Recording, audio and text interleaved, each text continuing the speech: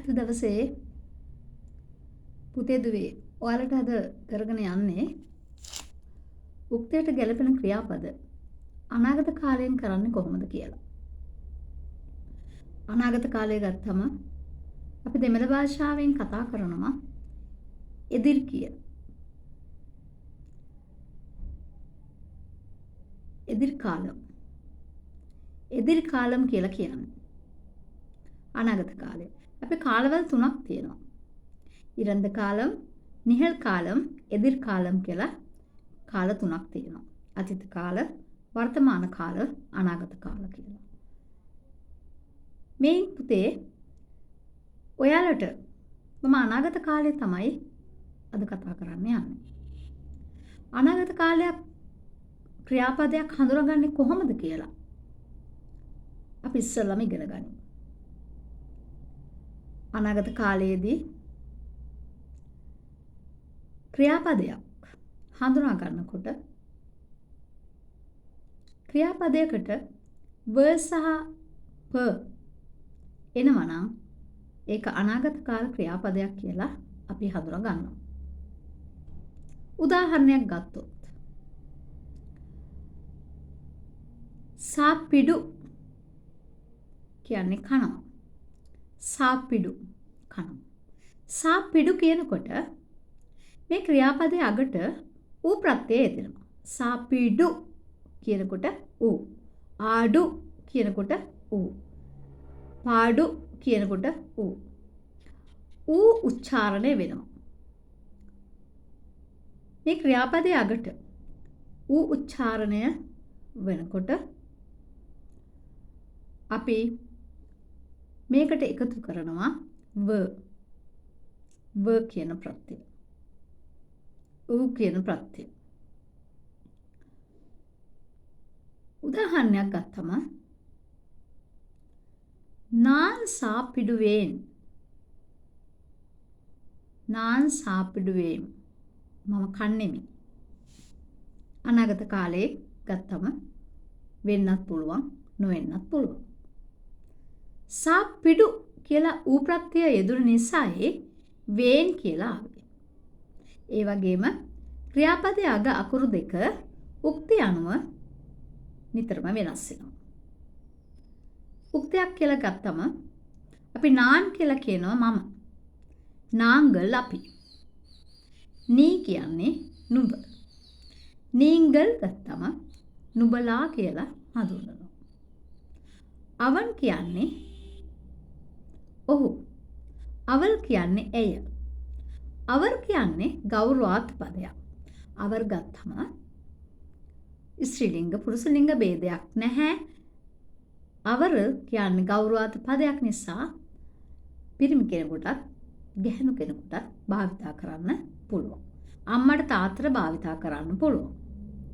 මේ ගෞරවාර්ථ පදයක් නිසා. අවර්හල් කියන්නේ ඔවුන් කියන එක. මේක බහුවචනය. ඉතින් දුවේ පුතේ මෙන්න මේ අනුව ක්‍රියාපදයේ අග අකුරු දෙක වෙනස් වෙනවා. නාන්නම් ඒන් වලින් අවසන් වෙනවා. සාප්පිඩු වේන් කියනකොට ඒන් શબ્දයයි එන්නේ. නාංගල් කියන්නේ අපි. සාප්පිඩු වෝම් කියලා අවසන් වෙනවා. શબ્දයක් එනවා. එහෙනම් ඕම් શબ્දයයි එන්නේ. නාංගල් තියනම් ඕම් શબ્දය තියෙන්නම ඕනේ. මේ දෙන්න හොඳ යාළුවෝ. නී කියන්නේ නුඹ. සාප්පිඩු වායි. ආයි શબ્දයයි එන්නේ. හල්ලෑන්නක් අකට එනවා නී තියෙනකොට. නීංගල් කියන්නේ නුඹ නුඹලා බහුවචනය. බහුවචන උක්ත පදයක්. නීංගල් කියනකොට සාප්පිඩු වීර්හල් කියලා කියවෙනවා. ඊර්හල් කියලා උච්චාරණය වෙනවා. අවන් කියන්නේ ඔහු. අවන් නම් සාප්පිඩුවාන් කියලා කියවෙනවා. ආන් શબ્දය එනවා. ආන් શબ્දය එනවා. අවන් සාප්පිඩුවාන්. ආන් શબ્දය එනවා. මෙතෙන්දි පුතේ දුවේ අවන් කියලා ගත්තම ඔහු. සමහර වෙලාවට අපට විභාගවලට අවන් කියන එක අවන් කියද්දී ඔහු කියලා එන්නේ නැතුව සමහර වෙලාවට නමක් එන්නත් පුළුවන් පුරුෂලිංග පදය. සිවා කියලා එන්න පුළුවන්. එතකොට සිවා කියන්නේ මේ අවන් එක ඇතුළෙම තියෙන පුරුෂලිංග පදයක්. අවන් එක ඇතුලේ කේක් නෙවෙයි පුරුෂලිංග පදයි තියෙන්නේ මෙතෙන්දී. ඒ වගේම අන්නා කියලා එන්න පුළුවන්. තම්බි කියලා එන්න පුළුවන්. අයියා, මල්ලි, මාමා මේ වගේ කියලා එන්න පුළුවන්. එහෙනම් මේ ඕනෑම පුරුෂලිංග පදයක් අවන් එක ඇතුළේ තියෙනවා. ඒ වගේම අවල් කියන්නේ ඇය. ඇය නම් සාපිඩු වාල් කියලා ගන්න පුළුවන්. ආල් શબ્දේ එන්නේ. ආල් શબ્දේ. අවල් කියන්නේ ස්ත්‍රීලිංග පදයක්. මේ ස්ත්‍රීලිංග පදයේ යටතේ මේක ඇතුලේ මාලා කියලා එන්න පුළුවන් නම. ඒ වගේම නංගි අක්කා කියලා එන්න පුළුවන්. තංගෙයි අක්කා මාමි නැන්දා කියලා එන්න පුළුවන්. අවර් කියන්නේ ගෞරවාර්ථ පදයක්. එතකොට අවර් කියපම ගෞරවාර්ථ පදයේ යටතේ පුතේ දුවේ අපි ගෞරව කරන්නේ තමයි මේකට යොදා ගන්න. සාපිඩු වාර. ආර શબ્දේ තමයි එන්නේ. අවර් කියන එක යටතේ සමහරවිට අම්මා ඉන්න පුළුවන්. අම්මා සාපිඩු වාර. අප්පා සාපිඩු වාර. මේ විදිහට එන්න පුළුවන්. වෛද්‍යර් සාපිඩු වාර. ආසිරියර් සාපිඩු වාර. මෙන්න මේ විදිහට එන්න පුළුවන්. අවර්හල් ගත්තම සාපිඩු වාර්හල් යෙදෙනවා. ආර්හල් શબ્දේ. ඉතින් දුවේ පුතේ මම මේ අනාගත කාලෙන් ව යොදන්නේ කොහොමද කියලා කිව්වේ. ඒ වගේම පුතේ දුවේ තවත් ක්‍රමයක් තියෙනවා. අපි කුඩි පඩි කියලා ගත්තාම ඊ શબ્දයයි එන්නේ. ඊ උච්චාරණය වෙනවා. කුඩි පඩි කියනකොට ඊ ප්‍රත්‍ය අපිට උච්චාරණය වෙනවා. එතනදී ඊ ප්‍රත්‍ය උච්චාරණය වීමේදී